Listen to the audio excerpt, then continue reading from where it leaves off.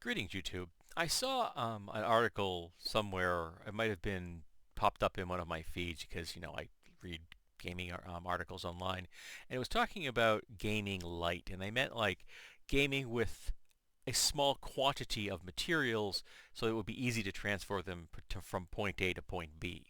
And they're talking about sets of like mini dice. They even showed one which is a pocket watch, and you open the pocket watch, and it's not a pocket watch; it's a container for holding your dice, and it's very small dice that you can roll. And I gotta tell you, I gotta get one of those. Um, they really would be the perfect gift for a lot of gamers. Um, and they're talking like pocket editions. I think I own a couple of pocket editions of books up there on the shelf.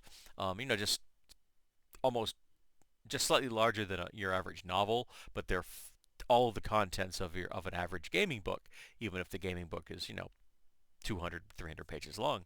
And those are kind of handy. But I'm reading this thing and I'm like, if you want a game light, then why don't why don't you just use this? You can see a picture of you can't really see it, but the picture of my wife holding our cat Moon Pie was adorable. Um, because I've got like almost 80 gigs of gaming books on this. All I ever need, you could start an entire hobby. You could like rebuild the entire history of most of the RPG with this phone, like in a post-apocalyptic environment. I've got a lot of stuff in here, but also I have dice rolling apps. I think I've got two different dice rolling apps on this thing. I think I have a dice rolling app, and I think I have a random number generator as well, which is slightly different than rolling dice, because there are times you want to generate a number that may fall between two characteristics you cannot easily get on dice. For example, if you're going to do like a 1 to 1,000 or something like that, or a weird collection like 3 to, like 7, or you just don't want to have to deal with math or anything, you just set it up and do it that way. But regardless, having those two apps means I can roll dice, or I can generate a number just at a push of a button, literally at a push of a button. Though the dice one is actually motion activated, so you turn it on, you literally shake your phone, and the dice roll around the screen. It's pretty fun.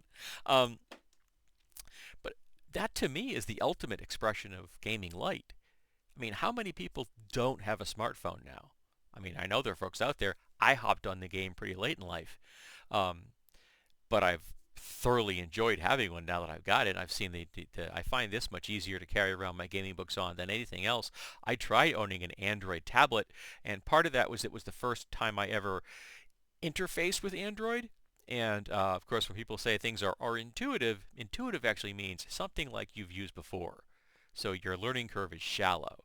But if you're being presented with something that has never ever existed at all, there is a sharp learning curve, and I had a hard time uh, interfacing with Android. There wasn't a lot of support. My wife at that time was an Apple user, so she couldn't really help me at all.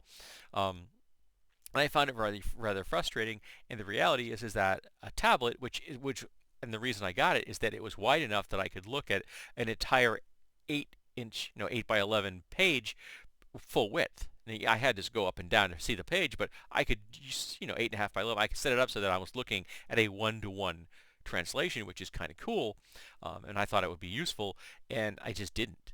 Um, but I've gotten used to using my phone like this, set up in landscape, and I increase the text so I'm looking at one column. Um, and most gaming books, in my experience, are set up in two columns configurations. I have encountered ones that are set up in three-column configurations. I find that kind of annoying. It's almost like looking at some of the Tumblr posts that people keep adding things to, and the text block goes.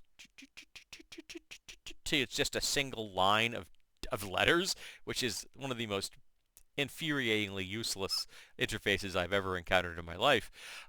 So having three columns on a gaming page, I think, is not quite that bad, but it's still kind of annoying. The beauty of having two columns is I can just set it up so that I just make sure I keep the page glued to one side, and it's just real easy to go up and down. I don't have to worry about side-to-side movement. Um, and I find myself being able to access things really easily on this, though having an internet connection is nice because there are times when I don't want to have to flip through, like Pathfinder, uh, to look up a single spell, and I can just pop onto Google and punch in boom boom boom boom done, and it will tell me, it'll bring up the online resource uh, for the Pathfinder's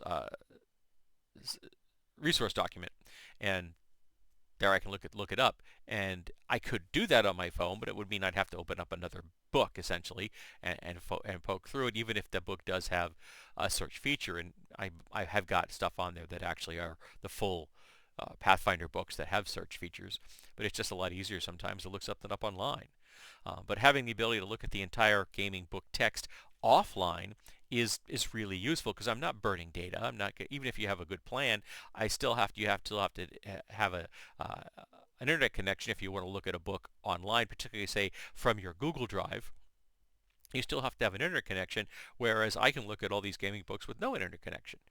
Even if the whole system shuts down, as long as I've got a power supply, I can look at these gaming books. That's really handy. So if you're in an environment where there is a crappy uh, connection, and let's face it, gamers have gone on, like gone out to like people's cabins and stuff for the express purpose of gaming all weekend. That would still mean that as long as you've got some power source, you've got your gaming books in your hand, and which is the ultimate expression of light. So I thought, it was awesome to see the things. I'd never heard of a pocket watch that held a set of dice, so that's really damn cool. And again, it's something I really think I need. Uh, um, but pocket editions are still physical books. They still take up a lot more weight, and every gamer's going to have their phone on them. And let's just say that if you need to get your hands on books and you don't necessarily have a proper download of them, there are ways to acquire digital copies of things if you're creative. So you could have a lot of stuff on your phone for next to nothing, let's say. But I also have lots of things on there that I have purchased from Drive-Thru RPG.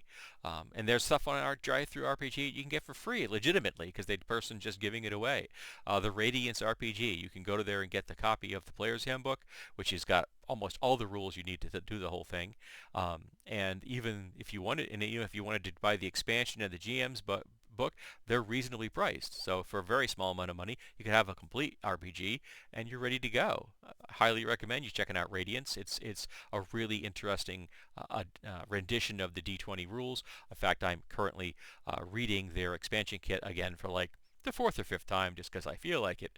Um, but yeah, this is the ultimate extraction of gaming light in my book. I don't know why that wasn't brought up in the article. I didn't see that in the article because they were talking about physical things, and physical things are cool, but electrons don't weigh anything really.